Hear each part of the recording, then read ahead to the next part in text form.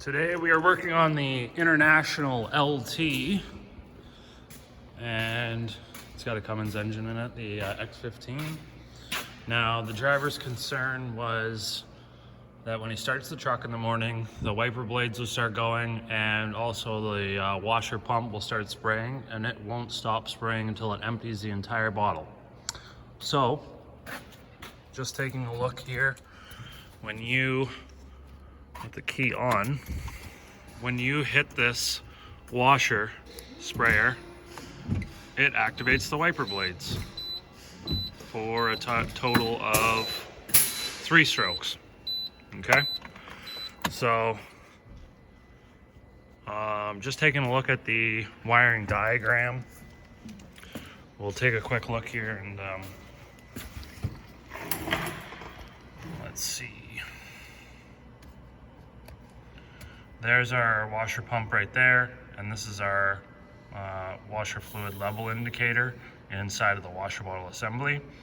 Fairly basic circuit, fused 10 amp fuse going to ignition power, so that's your power coming in, and then out of the pump down to a splice and over to the body control module.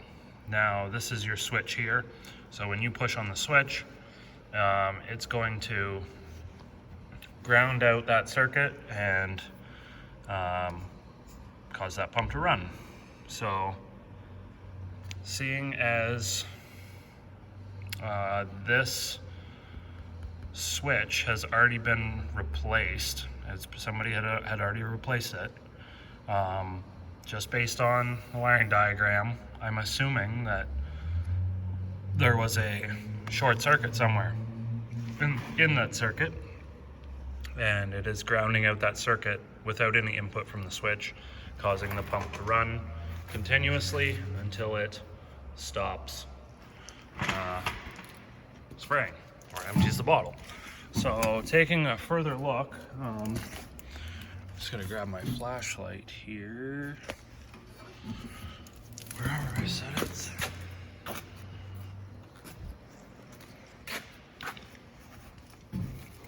Taking a look in here into, get this out of the road, the column.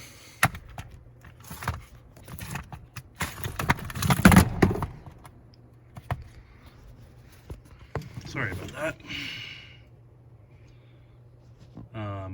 The wiring is short-circuited. You can see where it's rubbed through. If I can get my friggin' camera to focus.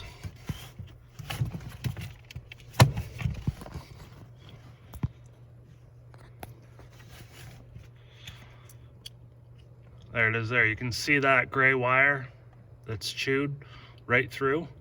So it has rubbed through on this steel bracket there and shorted out, causing the pump to run continuously.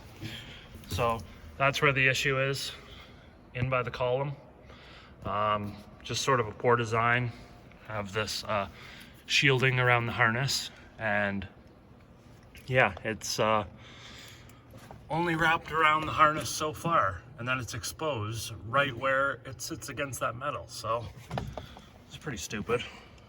No wonder it didn't last. And that was the issue. So another stupid thing is this wiring here that's just down underneath this kick panel, and it's covered in salt. Like, I'm gonna have to clean all this out because I don't expect that to last much longer either. But yep, thought you guys would like to see that. So if you have this issue, it's a good spot to check. Take a look inside the steering column. Now, before I end this video, I'll let you know that these are T20 Torx. There's 4 of them for this sill panel. There was a 13mm bolt on this kick panel that sits here, along with some T30 screws. You got to take a bunch of them out for the kick panel, the main panel that runs underneath of the steering column, and then there's a couple black panels that are just like steering column trim pieces. Those were T20 Torx. So once you get all those out, I just threw a zip tie around this accordion boot just to keep it up out of the road so I could inspect. but very easy to take apart. Don't be afraid to get in there and take it apart for any of you guys watching that are hesitant to do this. It's very easy to do the inspection. So thanks for watching. Let me know what you think in the comments, and don't forget to subscribe.